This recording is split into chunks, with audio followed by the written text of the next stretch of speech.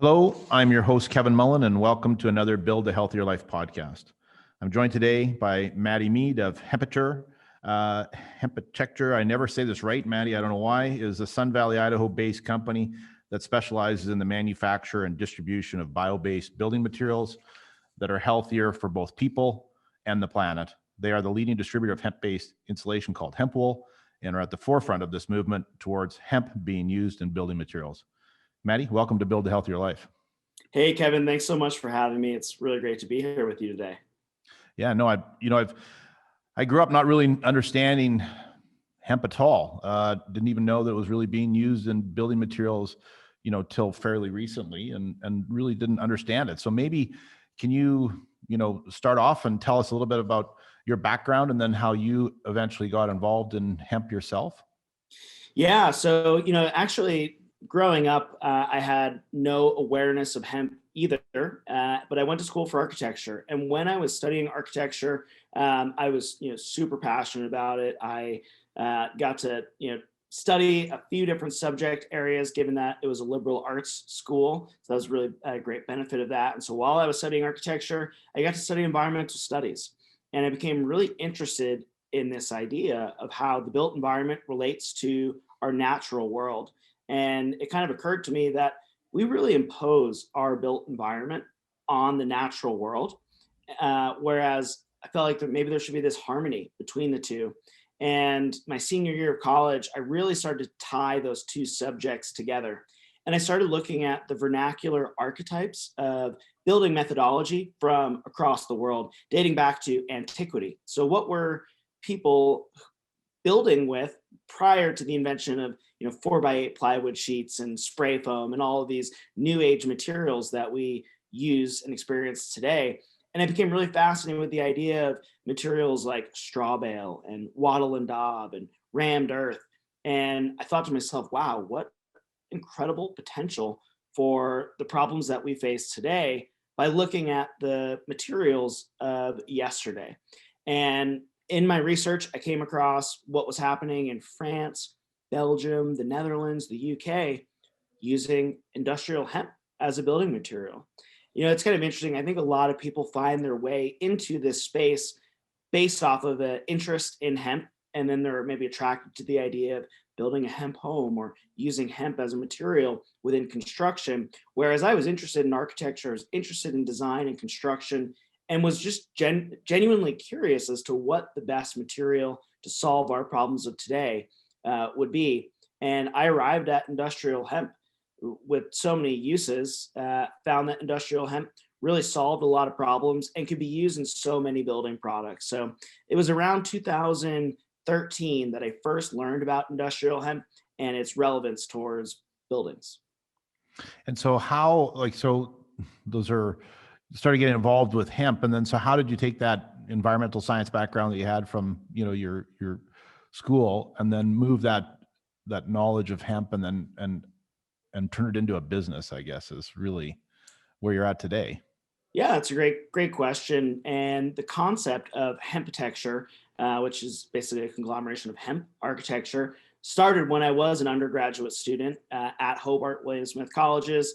And I was working with our school's entrepreneurship program. And initially, hempitecture started out as a product development concept. It was this idea that was based around an interlocking building block system.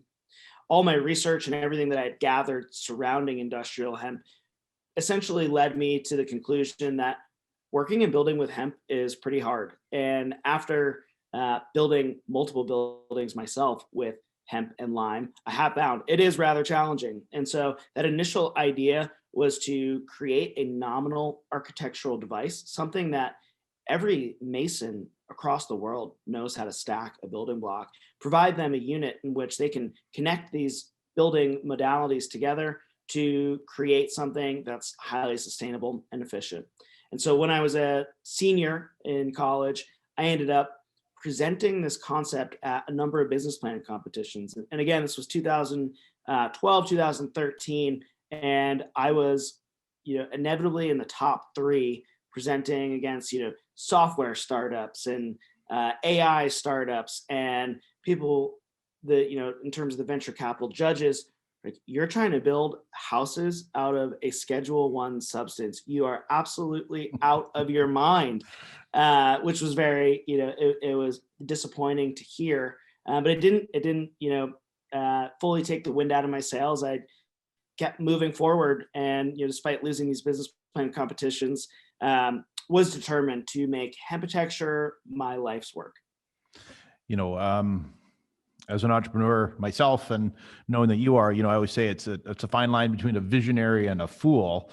And sometimes we don't know which we are when we're conceptualizing these great ideas that we have, and how they move forward, especially with a product that was really in 13 was still kind of outlawed, right? In terms of, hemp wasn't a commodity that was really being produced in the United States very regularly, I guess, or at all, was it? It was not at all. And one thing that was interesting for me is that, in these presentations, I could reference our neighbors to the north in Canada who had a system for cultivating industrial hemp. It was not illegal.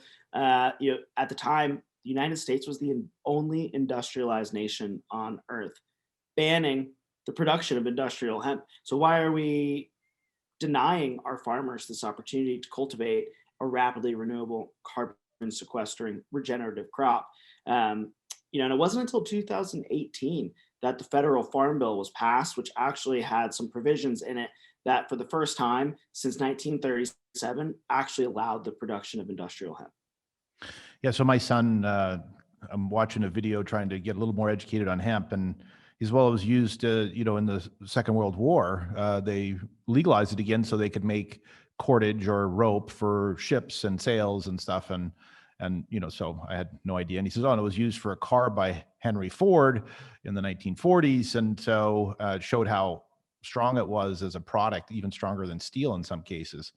So, this renewable resource that we're rediscovering in 2021 has been around for a long time. It was used for all the ships and sails Absolutely. and rope. And so, again, something I didn't know until, started to do this research here. So tell me a little bit more about Hempcrete, I guess, and what that entails overall, like from your perspective.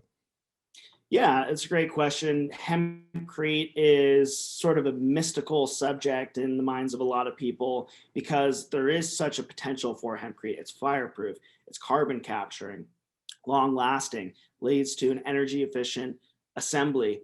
However, hempcrete is a system of building. I often liken hempcrete to straw bale.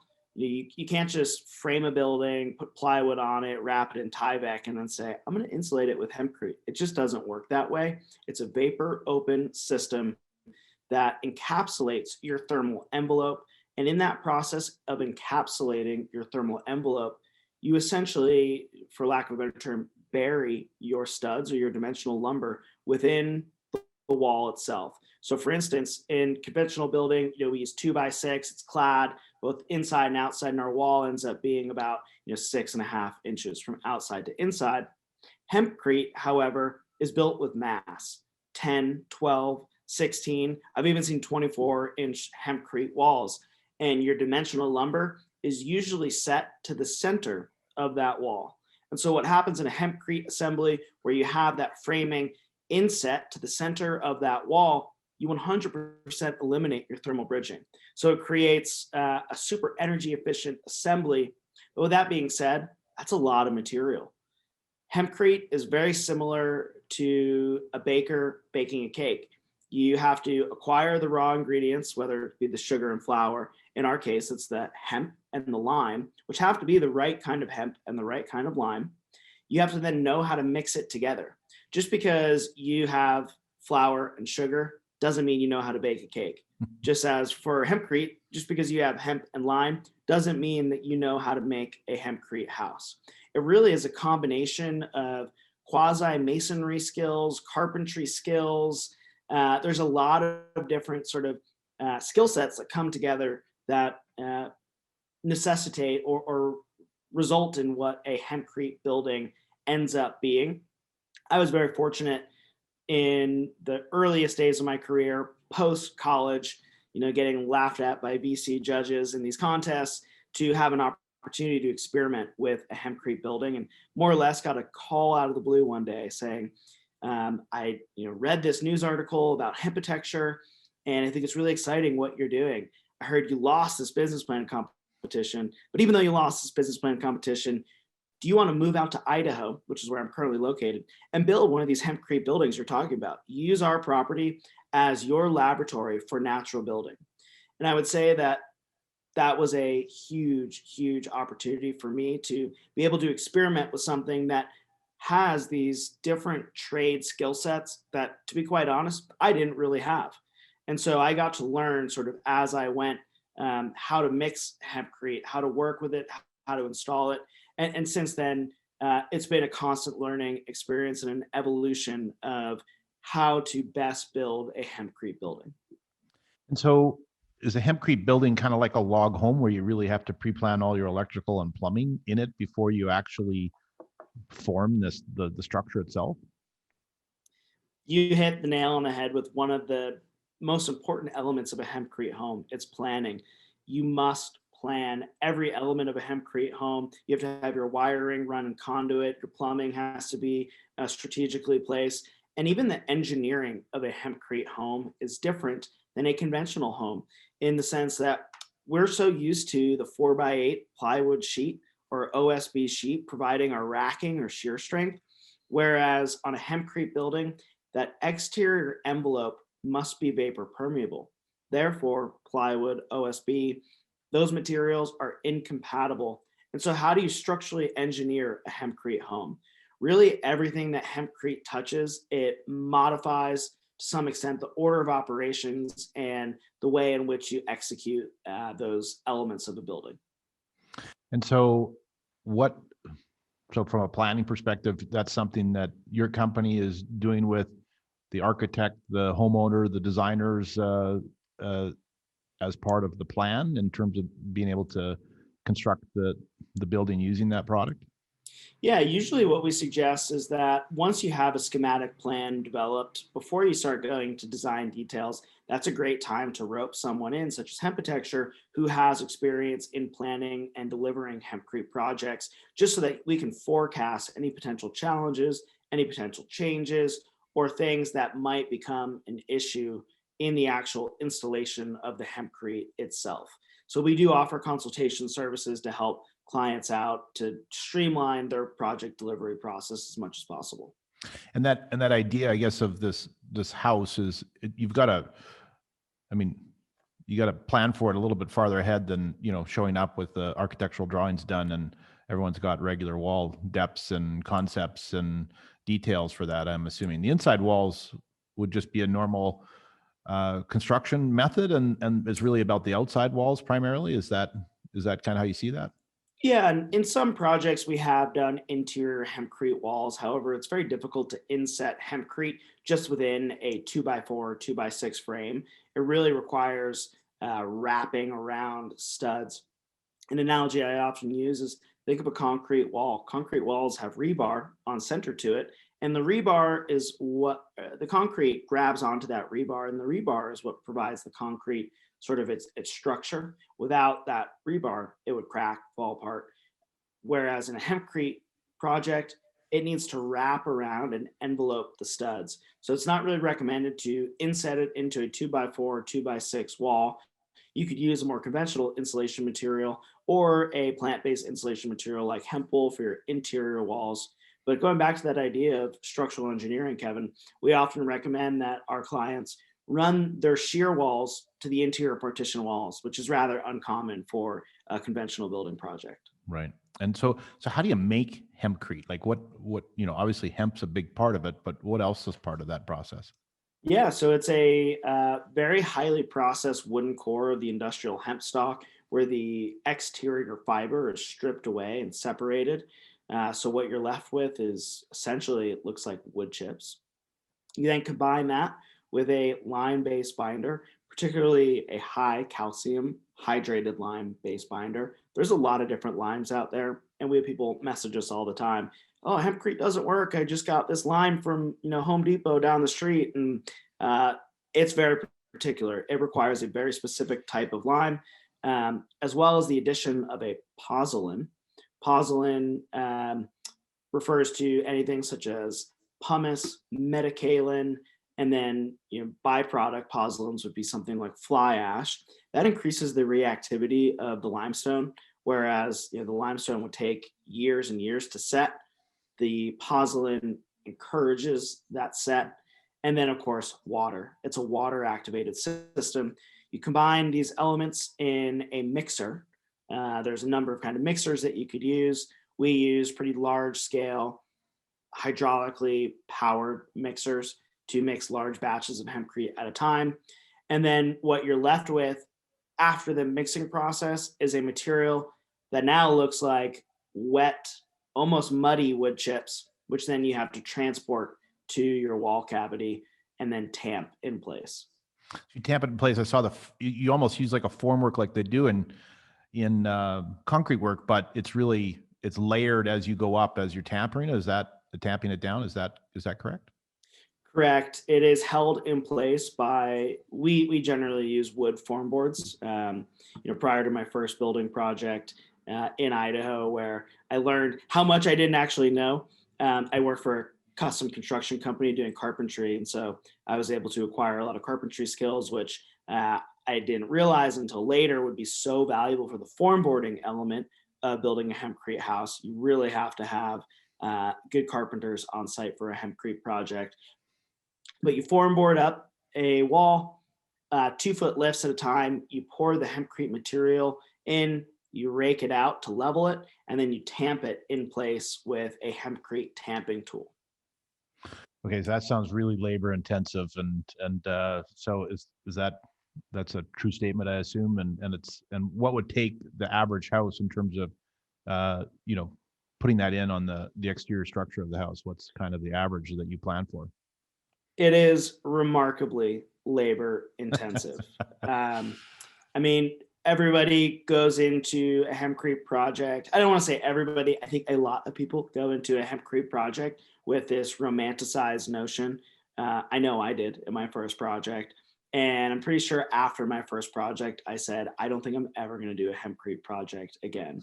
It is so labor intensive, and you're exposed to limestone, which is really, really irritating. It irritates your skin, your respiratory system. Of course, you want to protect yourself as much as possible. But the labor intensity compounded with the irritation, compounded with the long days over, either a gas powered mixer or, and reaching over form boards and tamping the material in, it's easy to get burnt out on a hempcrete project. In terms of your question, how long might a project take? It really depends on the complexity of the design. Hempitecture recently worked on an Axel Vervoet designed project near Austin, Texas. And that project, from an objective viewpoint, looked like it was going to be relatively straightforward until we noticed that there was all these cedar rafters and beams that essentially penetrated the thermal envelope, and hempcrete had to be sculpturally cast around these cedar rafters. And so, we often say the first 2 to 4 feet, you're having a blast. It's the time of your life. 4 to 6 feet, all of a sudden you're saying, wow, this just got a whole lot harder. 6 to 8 feet, you're saying, what have I got myself into? And then 8 to 10 feet, you're saying, I got to quit. I'm going to give this job to somebody else, because this is so labor intensive and so difficult, because you're moving all of that material manually to the top of the wall and manually placing it in. So it can take quite a long time, but it really relates to the complexity of the job. In terms of that Axel Vervoet project that we worked on, we were there for, it was a 2,000 cubic foot installation, which is the metric in which we measure a hempcrete building, not square footage, because that doesn't tell us anything about the wall volume. That 2,000 cubic foot project took us about a month, but we were working 6 days a week, 10 hours a day. Wow.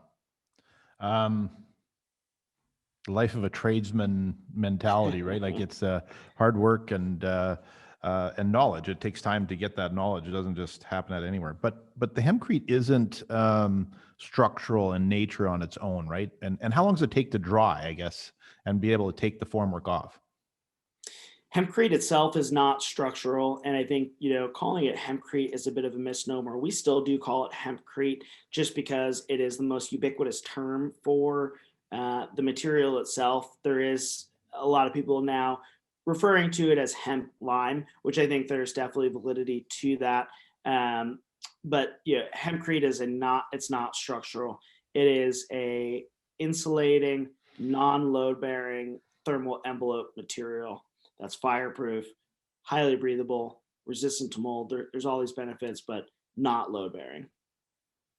And how long does it take for it to dry from the time you install it to when you take it back Depending home? depending on the binder that you use, which would refer to the limestone combination, it could be anywhere from 1 month fully cured out to 3 months with moisture still in the center of that wall. Um, Usually, what happens is people plaster the inside of the hempcrete wall first, and then allow the material to dry out towards the outside. So yeah, there is sequencing, there that I think a lot of people potentially overlook when they are considering a hempcrete project. They think, oh, I'll get this hempcrete in the walls, and then we'll plaster it right away. You have to wait a considerable amount of time, depending on which binder you use, until you can plaster.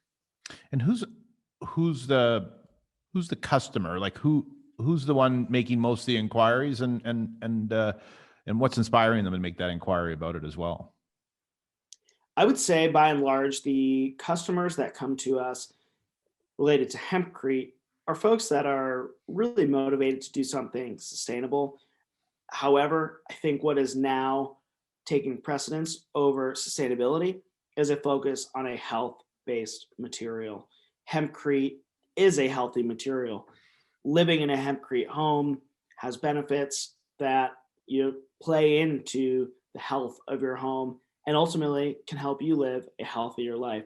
So I think that is really the driving motivation. Um, One thing that really discourages people, however, they might have that overlapping Venn diagram of sustainability and health ethos, but then they see the cost and they learn about the labor and the plaster costs. And, unfortunately, right now, unless you have a community of volunteers to really help you with the hempcrete project, it is a more expensive means of building. I think we're going to see that starting to level out as more folks get experienced in the trade of hempcrete and there's more people in local areas to build. For instance, Kevin, we're in Idaho and we're traveling to Southern California, to Texas, to Pennsylvania to build hempcrete homes. There's an inherent cost with that. And Yeah. so until there are more folks out there that are well versed in working with the material, it's going to be kind of self-selecting in terms of the clientele that's able to implement it. Yeah, travel costs and are a big function of even jobs that we do in the kitchen side. When people hire us to go other places, it becomes a big percentage of the overall job because the labor is one rate, but I still gotta travel there. I got to house there. I got to eat there. Yep. And if it's long enough, I got to travel back and forth from there. So it's all part of the process, I guess. So that's kind of one of the main focuses of your company. But the other one is hemp wool, I guess, right? And can you explain that as well? Absolutely. So, in recognizing some of the challenges with hempcrete and just how much energy and time it takes to incubate a hempcrete project, the Hempitecture team, a little over a year ago, made a pivot to focusing more on hemp wool. And I would say that a large portion of our customers that come to us thinking that they want hempcrete end up leaving with hemp wool once they learn that it shares about 60 to 70% of the benefits of hempcrete. It's a one-to-one replacement for conventional insulation products. So you can swap out the itchy, irritating pink fiberglass that's in your wall and replace it with hemp wool, which is carbon neutral, non-toxic, non-abrasive, vapor permeable, mold resistant, has so many benefits, yet it's a one-to-one replacement. You can just make that choice to substitute. And so we made that pivot with a focus on hemp wool just because it is something that is so much more scalable. And I'm not sure I mentioned this, Kevin, but we're a public benefit corporation. Our goal is to help both people and the planet.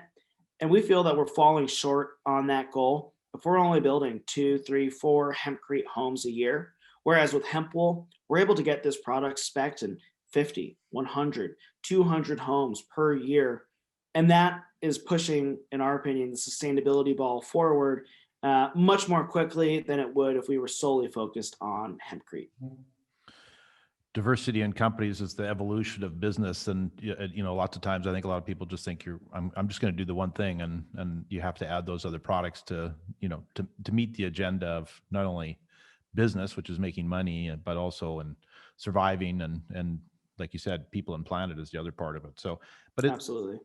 so again, is that you're doing the consulting with the client, calculating the requirements, and then local installation companies are primarily looking after that installation rather than you having to travel there, I assume?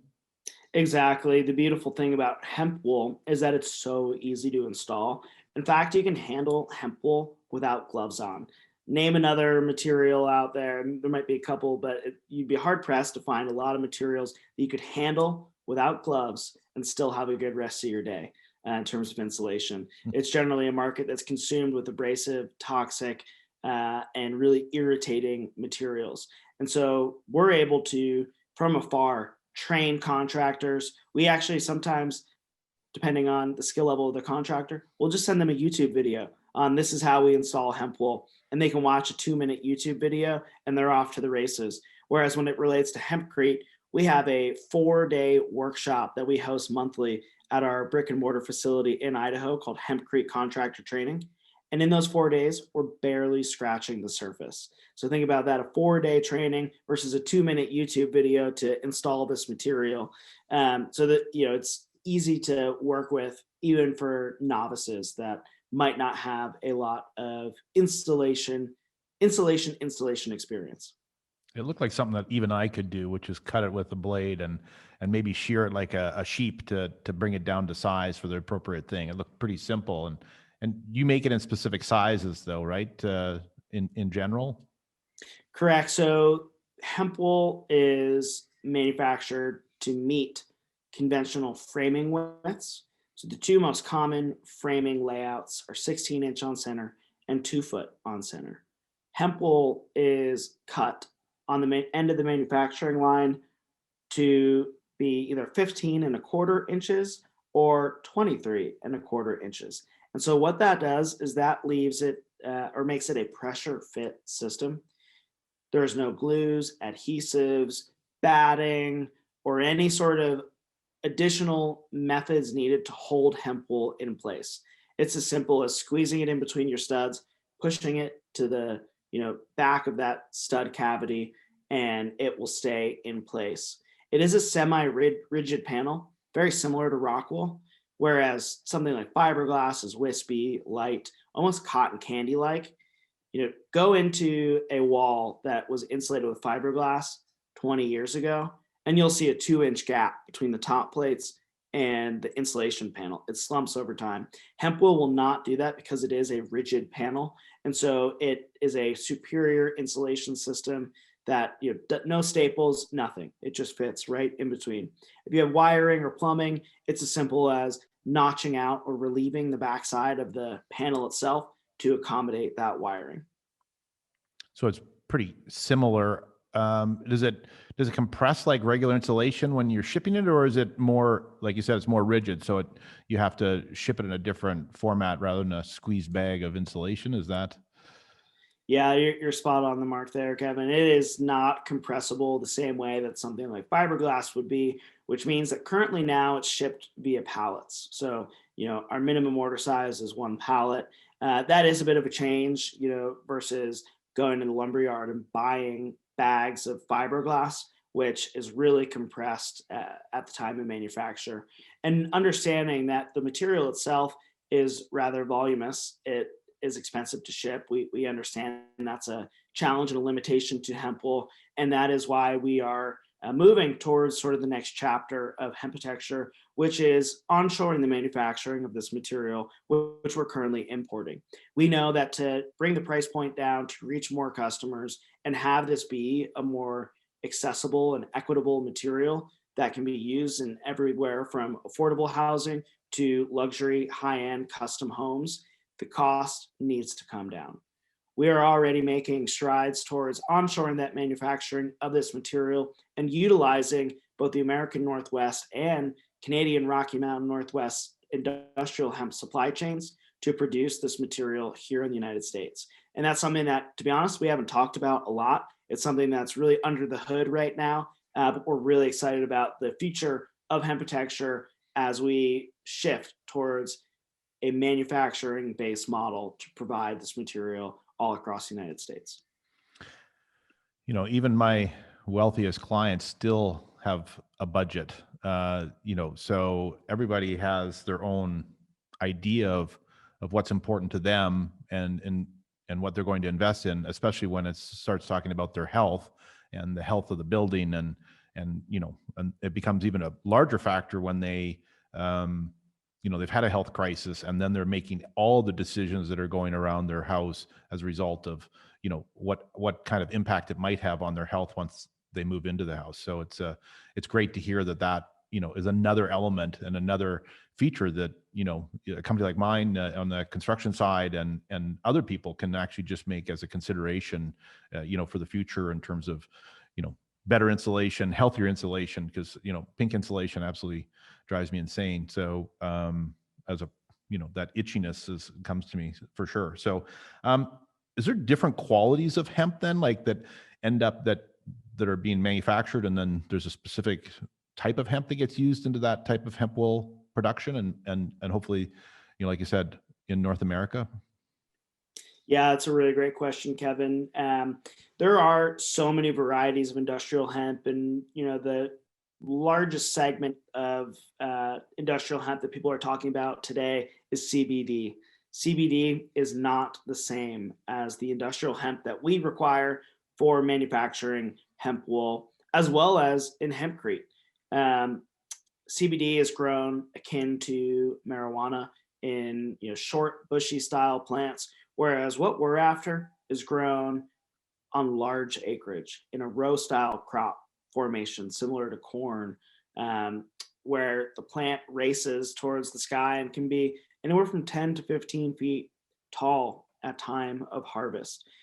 So, I'm in Idaho, which is a very conservative area of the United States, but agriculture is the backbone of really our economy. And I feel that fiber variety industrial hemp is something that ultimately, and forgive the pun, will take root here versus something like CBD, which is a little bit more artisanal and less agriculturally focused. The folks that have huge combines and large scale agricultural equipment are the ones that are going to be poised to transition towards industrial hemp. And the other beautiful thing about industrial hemp of a fiber variety, because that's the difference, it's a fiber producing variety, is that it's a regenerative crop. It contributes to the soil's biodiversity. And so these farmers out here in the Rocky Mountain Northwest, all the way up to Alberta, are growing things like alfalfa, sugar beets, potatoes. All these things really deplete the soil health. And so using industrial hemp as a rotational crop for these large scale agricultural players could really benefit their crop yields over time. Now, once the commodity is grown, it then has to be harvested and processed. The harvesting, yet more so the processing, is really where the bottleneck occurs in this industry. We're not just going out into the field cutting down industrial hemp and turning it into insulation. It has to be run through equipment that adds value to the various plant constituents, whether it be the wooden core of that industrial hemp stalk or the long fiber or stripping away the seeds. There is this value added processing element, which is extremely costly. Some of the, I would say the most entry level systems can be anywhere from $500,000 to $10 million to process industrial hemp. There is a huge range. Obviously, the more that you invest, the higher output, throughput you're going to have with the higher quality output. But companies in Alberta are already taking this on. Companies in Montana, Wyoming, they're taking this on, and the availability of that supply chain is new. If it were 2, 3 years ago, we wouldn't be sitting here having this conversation about onshoring the production of hemp wool just because we couldn't produce and get that fiber here in the United States. Hmm. One of the things I read was the the acreage that's actually being planted to hemp is probably comparable to what it was in the 1940s. So, went from 300,000 to, almost nothing back up to 300,000 acres, I think was the number that I read, in the last year. So it's still relatively a small crop relative to the rest of the crops that are produced in the United States and Canada for sure. So can you, so you you're at the infancy of this movement towards plant-based architecture in a lot of ways, right? We've talked about plant-based in terms of our food. This is really plant-based towards architecture and being able to, use this renewable resource into that. So how does that, one of the things I think I've heard you say before is earth architecture. Is that kind of a little bit of how you see this is as a movement? Kevin, I think the future of not just the building industry, but so many industries are plant-based. 10 years ago, who would have thought that Burger King would have a plant-based burger on their menu? Companies like Huggies and Pull-Ups are now incorporating sugarcane pulp into their diaper formulation so that they can claim some element of a plant-based constituency in their product. Companies like Crest and Colgate are including hemp seed oil in their toothpaste, so they can now claim that it's a plant-based toothpaste. Everything is going plant-based. In my opinion, I often use this metaphor and analogy of the sustainability locomotive. And on the front of that train was eating organic. In the middle of that train is what people put on their bodies. And on the very caboose of that train is the environments in which we live. And I think, that the front of that train has already come into the station. Now people are really thinking about the, cosmetics and, the soaps and shampoos and things that people put on their bodies. And I think the last stop of that sustainability awareness is the environments in which we live in. The EPA estimates that the average American, which I don't know about Canadians, but I think this might be true for the average American, they spend 90%, if not higher than 90% of their lives indoors. That has to have a huge and profound impact on our health and our well-being. And so in the future, if our environment, as in the built environment, is made with materials that emulate the natural world and are sourced and derived from the natural world, that will have a positive impact on not just our physical health, but I feel our psychological and emotional well-being. We've really become so separated from the natural world. And kind of going back to that senior research project I did where this thesis was the contemporary relevance of earth architecture, I think it's more relevant than ever to be living in plant-based materials and to be surrounding ourselves with materials that support our health. Because without that, we're going to live lives that are really separated from the natural world. And that's not based in humanity. Hundreds of thousands of years ago, humans were living in earthen structures, natural buildings. We've come so far away from that so quickly. I think in the rise of the petrochemical world that we live in, where we're surrounded by foams and sealants and gypsum-based drywall, I think everything that there is a problem with in our built environment, there is soon to be, if not already, a plant-based solution for it. Well, that's pretty inspiring in one sense. And I love your analogy of the train, thinking back 10 years ago, organic food was almost non-existent in almost every supermarket. And today it's pretty prominent and on non-GMO and GMO products are, labeled. And so the world is changing and paying attention more and more, but I still think I'm in the construction business and I mean, until I actually had my own health crisis, I had no idea, I didn't even think about it. So I think the big thing that, that I like to talk about is just awareness.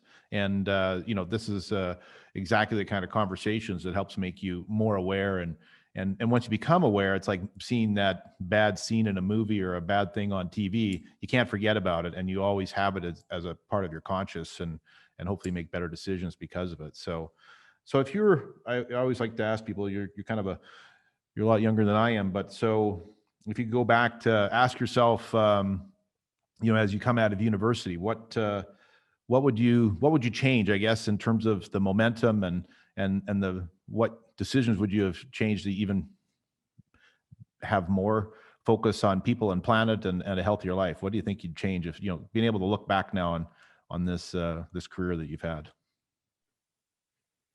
Wow, that's a really great and challenging question to answer. I feel as though I am very, very fortunate in the opportunities that I've been given, in the chances I've been given to experiment. Um, and I've taken chances that I think a lot of people thought I was totally crazy to take. And so I would never go back and change any of those things that, people said, you're crazy. You live in, basically New York City, and you're going to go out to the middle of nowhere in Idaho to build a hempcrete building. What are you doing? Get a real job. I guess as less something I would change, but something that I would give as a piece of advice is take chances, get outside your comfort zone, be uncomfortable, because no one has changed the world from sitting on their couch and not being outside of their comfort zone. So take chances, and make yourself uncomfortable. Again, I am profoundly fortunate to have had the opportunities that I have had.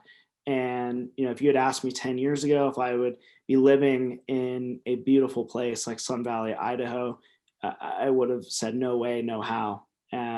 Looking to the future, we're going to continue to take those chances and continue to try and push the envelope forward. And, I know with this next chapter of my business, in terms of this manufacturing concept, I'm uncomfortable on a daily basis. We have so much to tackle to make this an actual reality that it keeps me up at night. And so maybe that's one thing I change. I get more sleep at night because it's hard to, really focus when you're really tired. But when you're passionate about something, it keeps you up at night. And, I feel very fortunate to have that be my case. That was my next question, is what is the future of our built environment look like? But you just answered that, both from, looking at plant-based materials and then your advice to not sit on your butt and watch YouTube like my kids do in the basement. So I'm sure it's a lot higher than 90% for them.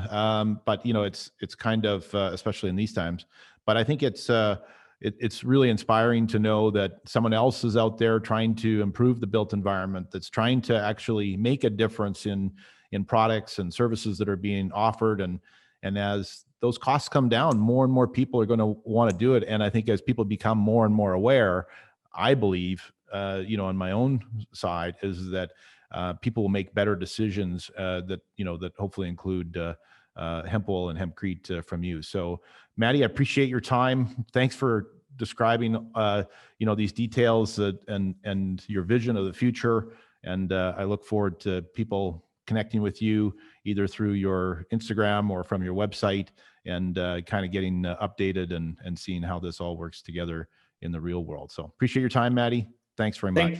Thanks so much for having me, Kevin, and thanks for the great conversation. It was really a blast to share what we're working on and share that vision of the future. So really appreciate you having me.